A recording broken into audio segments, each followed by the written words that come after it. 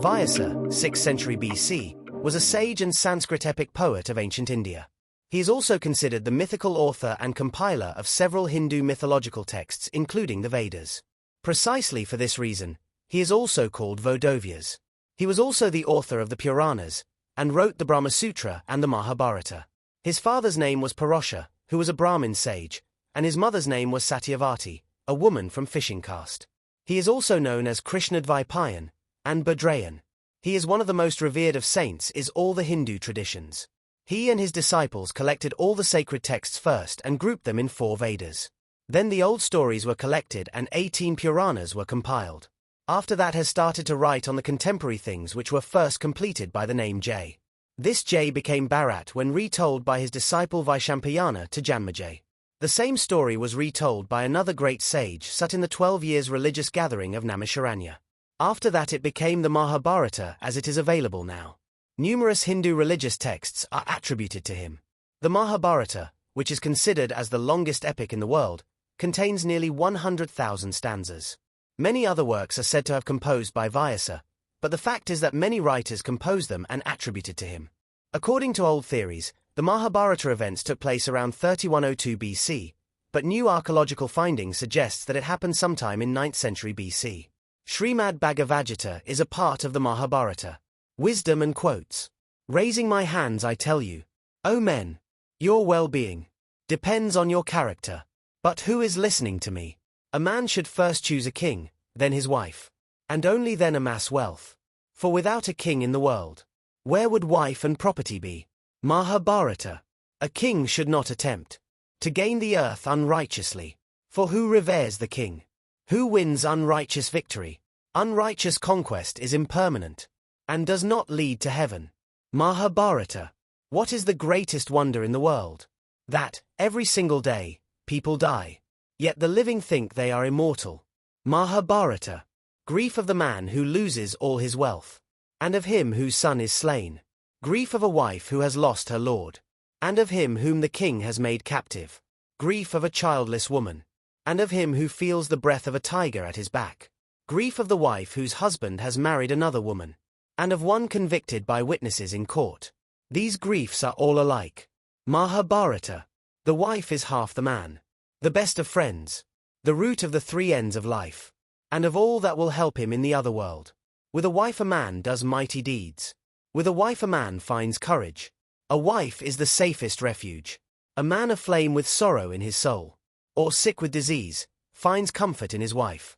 As a man parched with feet finds relief in water, even a man in the grip of rage will not be harsh to a woman, remembering that on her depend the joys of love, happiness, and virtue. For woman is the everlasting field, in which the self is born. Mahabharata. Now I will tell the chief of my holy powers. Through there is no end to my fullness. I am the self in the inmost heart of all that are born. I am their beginning, their middle, and their end. I am the beginning, the middle, the end, of all creation. The science of the soul among sciences. Of speakers I am the speech. Of letters I am A, the first letter of Sanskrit alphabet. I am unending time. I am the ordainer who faces all ways. I am destroying death. I am the source of all that is to be. I am the dice play of the gamester. I am the glory of the glorious. I am victory. I am courage. I am the goodness of the virtuous. I am the force of those who govern. I am the statecraft of those who seek to conquer. I am the silence of what is secret. I am the knowledge of those who know. And I am the seed of all that is born. There is nothing that exists without me. There is no end to my holy power. And whatever is mighty or fortunate or strong springs from a portion of my glory. Srimad Bhagavad Gita. In essence I am never born, I never alter. I am the Lord of all beings, and the full master of my own nature. Yet of my own power I come to be. Whenever the sacred law fails, and evil raises its head, I take embodied birth. To guard the righteous and root out the sinners, and to establish the sacred law.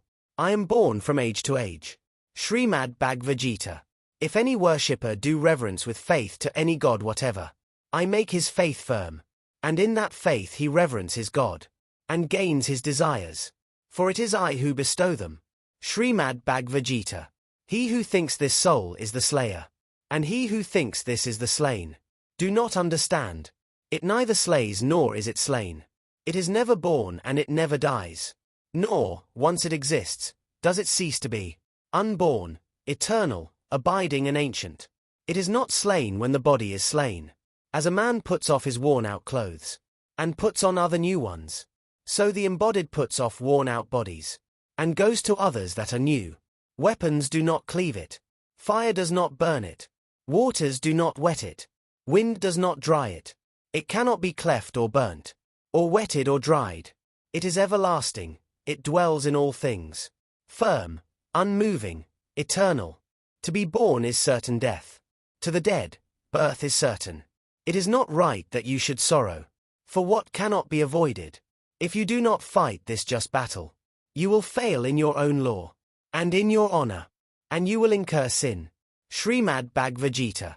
There is nothing in the three worlds which I need, nothing I do not own, nothing which I must get, and yet I labor forever. If I did not always work unwearying, men would follow my ways. The worlds would perish if I did not work. I should bring back chaos, and all beings would suffer. So, as the unwise work with attachment, the wise should work without attachment. O, son of Bharata, and seek to establish order in the world. Cast all your acts upon me, with your mind on the highest soul. Have done with craving and selfhood. Throw off your terror and fight. For there is more joy in doing one's own duty badly, than in doing another man's duty well. It is joy to die in doing one's duty, but doing another man's duty brings dread. Srimad Bhagavad Gita. What is work? And what is not work? These are questions that perplex the wisest of men. Srimad Bhagavad Gita. Lust, anger, and greed are the three doors to hell. Srimad Bhagavad Gita.